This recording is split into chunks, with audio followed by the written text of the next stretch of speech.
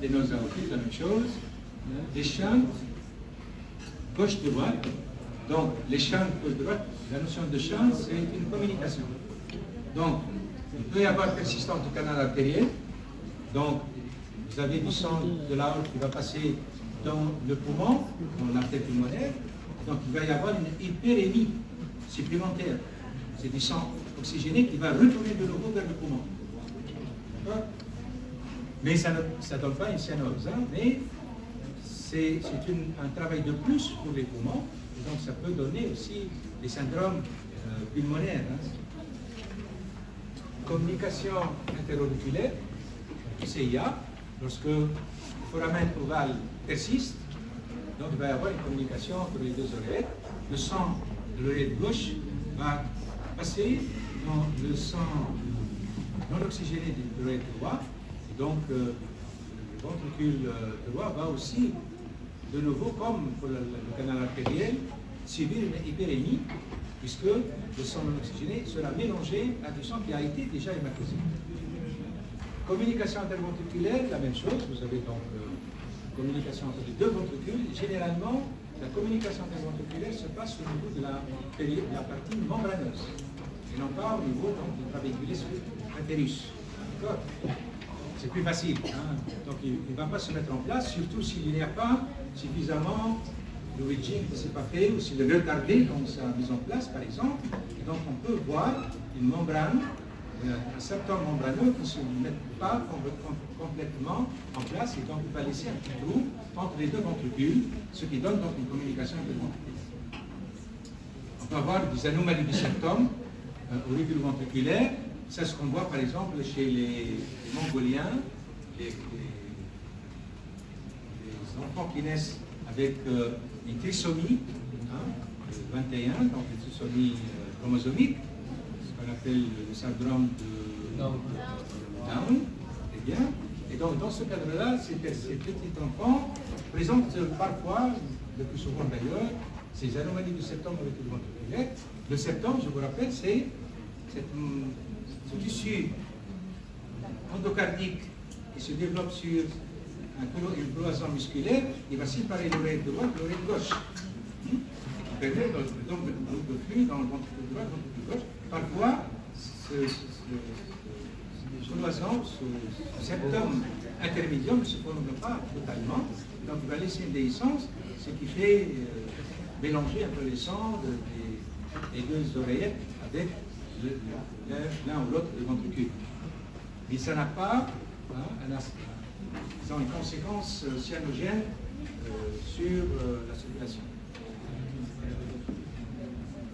Voilà un canal artériel, la communication interauriculaire, le foramen ovale qui persiste.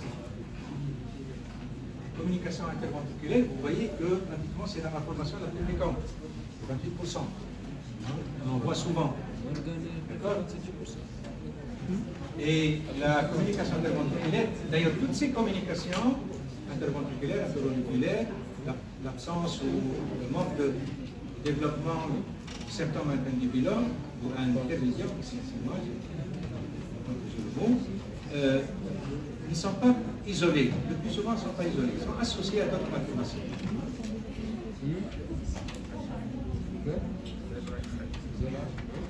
Donc, le septum auriculo-ventriculaire, donc vous avez une déhiscence à ce niveau-là. Donc, le septum n'est pas complet, et donc ça permet le passage de sang du ventricule ou de l'oreillette vers le ventricule. Alors, les malformations cardiaques de droite-gauche, qui sont cyanogènes, là, ce sont souvent des malformations complexes.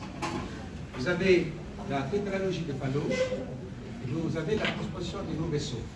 Alors, la transposition des gros vaisseaux, c'est le manque de septation, comme je vous expliquais, hélicoïdale qui se passe au cours du wedging au niveau du tronc, au troncal, la partie troncale.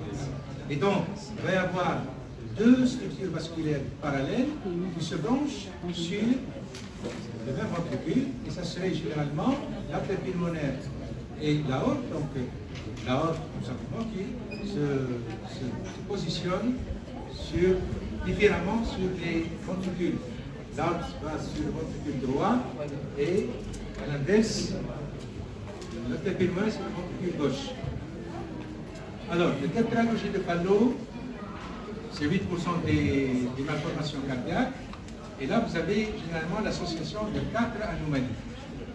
Le sténose pulmonaire, là, vous voyez que le sténose n'est pas isolé, que ça joue quelqu'un d'autre. Sténose pulmonaire, CIV, communication interventriculaire. L'aorte à cheval sur les deux ventricules, donc pratiquement une grande transposition avec une aorte, et il n'y a pas eu de septation. Ça veut dire tout simplement qu'il n'y a pas eu de septation du troncus, et donc il y a un seul vaisseau qui sera la grande artère de l'aorte qui va se mettre à cheval sur les deux ventricules. Et ceci, bien sûr, la sténose pulmonaire entraîne obligatoirement une hypertrophie du ventricule droit. C'est les conséquences.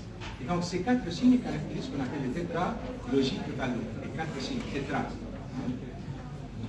Sténose pulmonaire, CIV, l'hypertrophie du ventricule droit, et puis la dextroposition de l'aorte qui va se brancher sur aussi bien le ventricule gauche que le ventricule droit, parce qu'il n'y a pas eu de septation.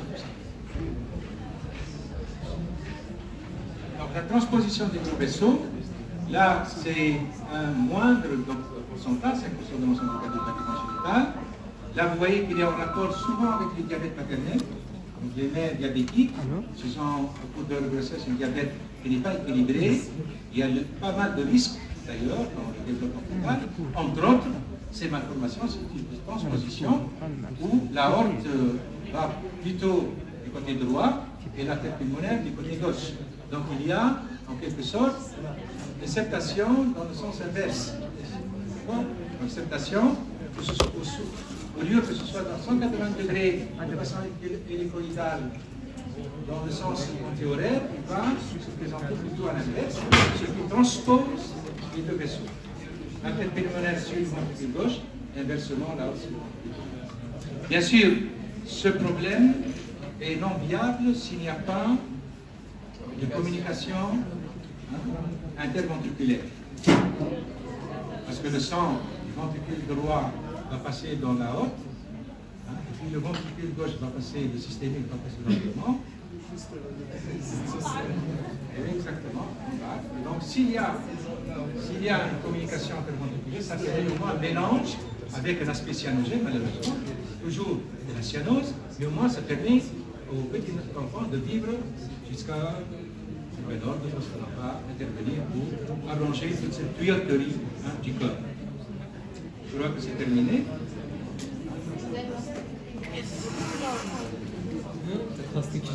C'est terminé.